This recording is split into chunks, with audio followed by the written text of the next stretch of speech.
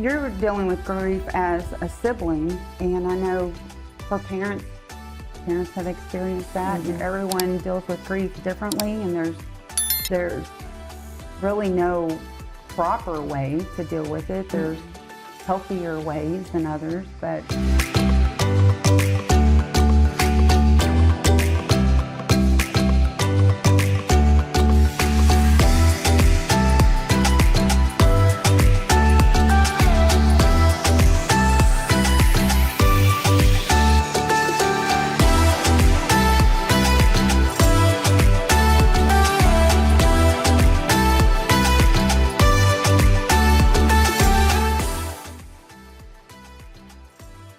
today's edition of Mornings with Missy.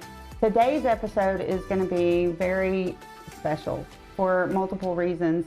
First of all, I've got my beautiful daughter-in-law, Taylor C., in the studio with me today. But Taylor is going to be sharing her heart with us today.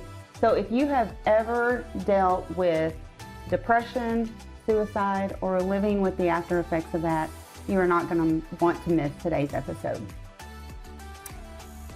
Taylor, thank you for coming and being with us this morning. This is silly. This is fun. This is going to be a special day. So thank you so much for being here. Now, you get to come all the way from Texas. You didn't come just, yes. We're local to Texas, not local to here. Although Henrietta is a Texas and Oklahoma, we have that little connection there. Mm-hmm. So tell us, I want the audience to get to know you. As I do. Well, sort of. Yeah, not too detailed. Not too much. Well, I have been a part of your family for almost 10 years, been married to Brandon for a little over 7. We have 5 children together. I have 3 children, and then we together have 2 more, ranging from 17 to 4. And yeah, that is enough about our family just right there. That's a lot. So it's fun. That's a little bit about me. You've got kids on both sides of it. Yeah. You've got your oldest is going to be graduating this year, yes. And your baby is just turned 4. Mm-hmm. So all over. You're experiencing it at all. And we could go in so many different directions with our conversation, but knowing you were going to be coming to visit this summer, I had asked you before you came, if this was a conversation that you might want to have. So give us a little bit of background on how we've come about having this conversation. Yeah, so in 2024, in April of 2024, I got the call that my brother had taken his life. We were driving to the beach for a wedding, and it was one of the hardest phone calls I've ever received. Hearing yourself cry from that is kind of shocking. But he had had 2 previous attempts, and so it was very sucky. But so moving forward to now, we're just navigating that grief and transition. Yeah, and we are not experts on mental health or any of those things, but you definitely have had to learn how to deal with and live through grief. And that's really where we're wanting to live in this conversation today and talk about that, the reality of it. But I know as well, because of our conversations that we've had, you really want to be able to speak to the individuals who are at a point where they think that the only answer is to take their own life. Yeah. I mean, so depression, I mean, go ahead and share your thoughts regarding that and, some of the insight that you've gained.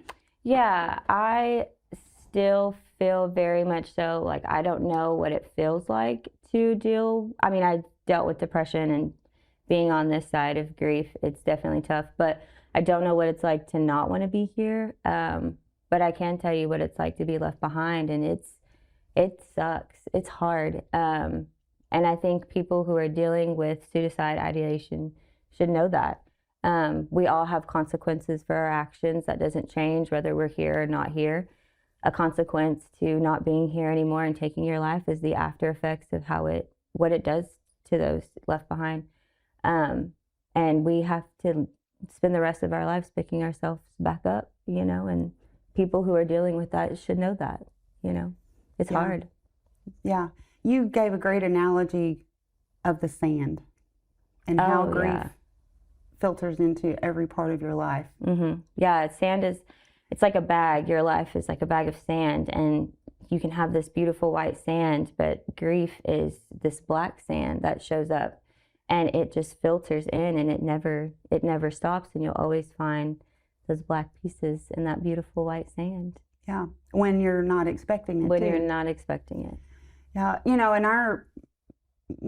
we don't have any desire to go down the road of, like trying to figure out what led up to, or because we can't know all of those circumstances, and that's like a whole nother deep conversation for experts and so forth. We're just wanting to talk about how you manage through that and how that looks. You spoke about even just how it's changing your parenting style. Mm-hmm. So I think that our audience, people need to really hear that too, how that is different for you now. Well, I became a Christian, Grayson was a year, so 13 years ago, and kind of, I don't want to say teetered in my Christianity, but you read the book, you go to church. It was very black and white, and you take your kids, and it's fine. After my brother passed away, 3 weeks later, I got baptized and just kind of knew, like, I cannot go through this on my own. And I don't even know how to help my kids through it. I don't know how to prevent this from happening in the future. I don't know what to do. So we just brought Christ in full front, and that's just how we raise our babies. We're very intentional with our patience, with what we speak to them, the life we speak into them. We don't know what to do. We just know that we've chosen to do this now so much more intently this way. And how have the kids dealt with the grief of losing their uncle? The older kids don't speak very much of it. They got to experience him, Hayden, during his life. Unfortunately, my younger kids only know him as the uncle who passed away, and how he did it. So he will never, my 5-year-old, that's his only memory. Mm-hmm. And that sucks, because I will never get to have really good memories with them, and he'll never get to create memories. It's just going to be, oh, that's my Uncle Hayden who is no longer here. Yeah, yeah, and they were right there, seeing Mom grieve through it. Have heard those conversations, mm-hmm. because as much as you want to protect them, they know the awfulness of that event. Oh yeah. You can't hide it. You can't hide it. So. Yeah, but you've done just an amazing job of living through that, and coming through. Oh, thank you. I say coming through it. You're never through it. No. Just learning how to cope with that. Yeah. And I know that for you, you're on a personal level, you didn't try to do it all on your own. You've already talked about your faith, and I know Brandon, your husband, mm-hmm. has been right there through that with you. But you've also sought professional counseling. Mm-hmm. A lot of people are, they think that they can just do that on their own. How has that benefited you? And did it take some time to find the right counselor? Yeah, it did. So right after Hayden passed, I had tried counseling. And they weren't bad counselors. They just kept trying to take me to the past, where I was very vulnerable in my emotions. So I knew there was going to be some blaming that I didn't want, naturally. Mm-hmm. So I didn't do therapy right off the bat because of that. And then I met a therapist a little bit later and had a great conversation with her. And then I didn't see her again for a year. And this year, I chose my word of the year to be identity, because I started noticing the way that I handled things were different. And I wanted to know why, And so I started therapy and told my therapist, I know grief will show up in this, but I don't want this to be about grief. I want it to be about identity. So that kind of gave me a safe space. And naturally, obviously, grief has come up and handled some of that way. And you've been through some pretty big life changes here in the last couple of years. Not obviously just with the grief and the loss of your brother, but career-wise. So identity took on a whole different meaning for you in that regard too. And we're going to spend some time chatting about all of that. We're going to take a real quick break, and we're going to hear from one of our sponsors, so stay tuned. Welcome, Okmulgee. We're here at Work Ready Okmulgee. This is our July workshop. We're here to find a job, get a job, and keep a job. All these wonderful people are here this month.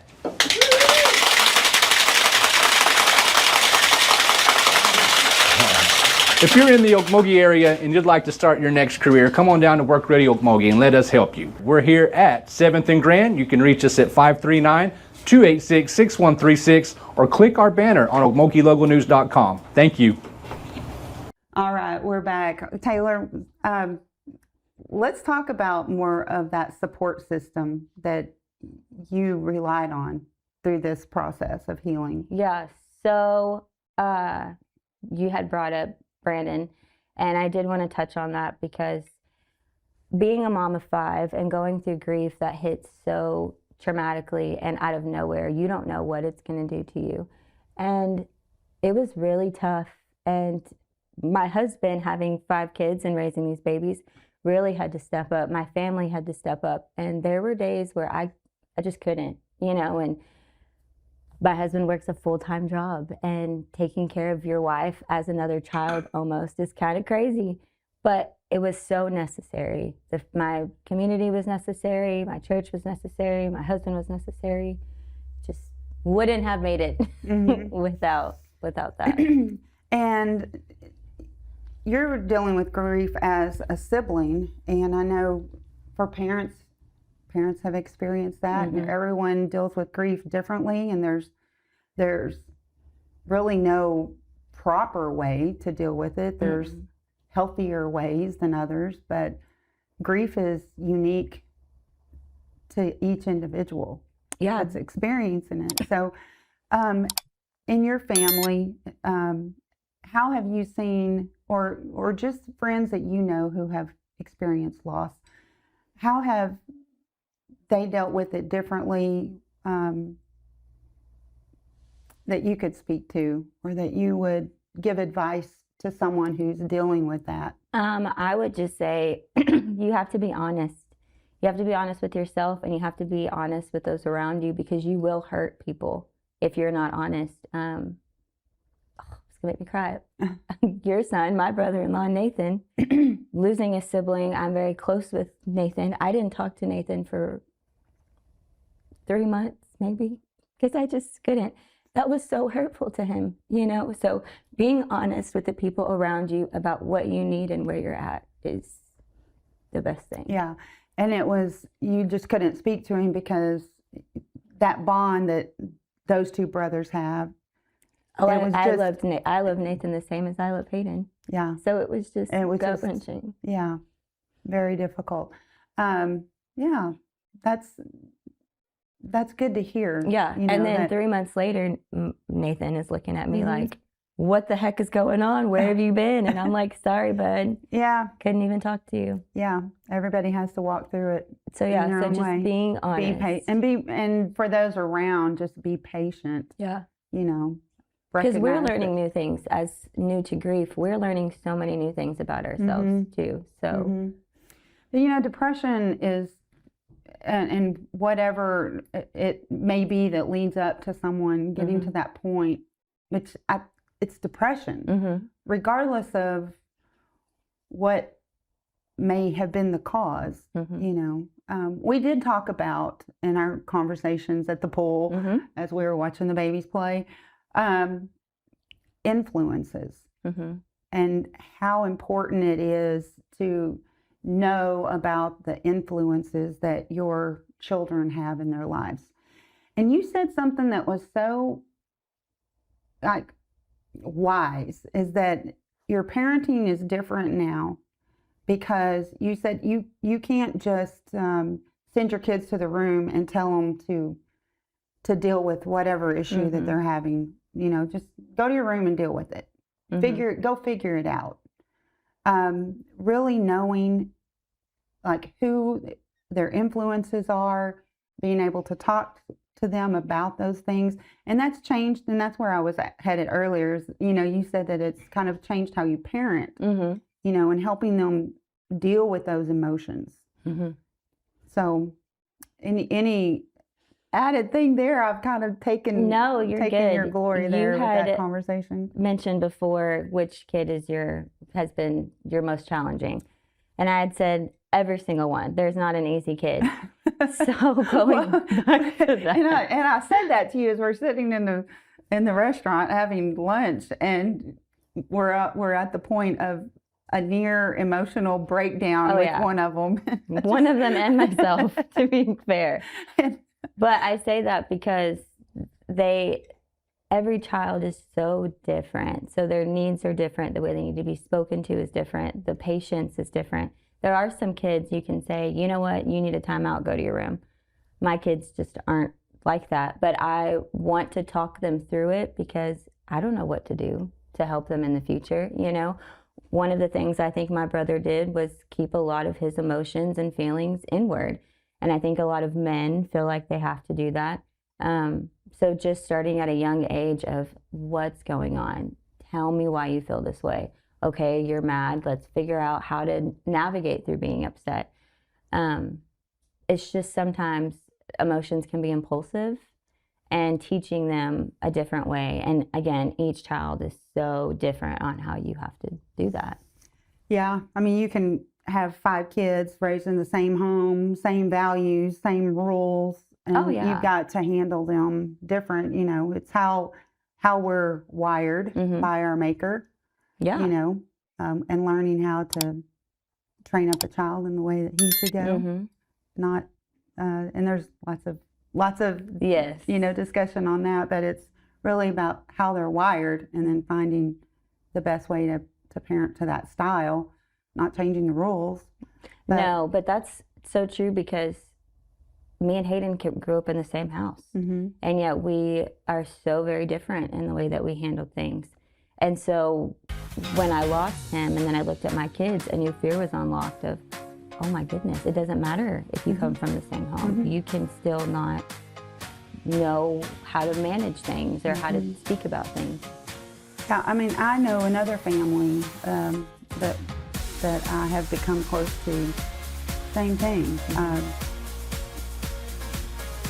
On the exterior, I mean, you would think the child had no reason, and you know, a breakup with a girlfriend had driven him to this, and their family was devastated over this. And you know, it's been decades now, I believe, from that event, and they're still, you know, learning how to live with that on a daily basis. But that doesn't need to be the answer. Right. And I think that's what we really want our listeners to know, is that reach out, you know. Talk to someone. Talk to someone. There is someone out there who always wants to listen to what you have to say. Yeah. You just have to talk to someone. I think that's the message. Talk to someone. And then if you do find yourself on this side of it, as you have, talk to someone. Yeah. And the good part of social media, everyone can have their own opinions about social media, but there is communities out there. If you don't have someone, you can find people that are struggling the same way you are, or people who are like me who just want to talk to you. You know, there's lots of resources out there. You just have to find them. Yeah. Taylor, I appreciate you being brave and coming out and sharing your heart with us. I know that if there's questions that anyone has, they can drop a comment, and we'll be happy to share. Reach out. Your experiences. I'd love to hear your story, and I'd like to tell you a little bit more about mine. So, thank you so much. We'll see you next time.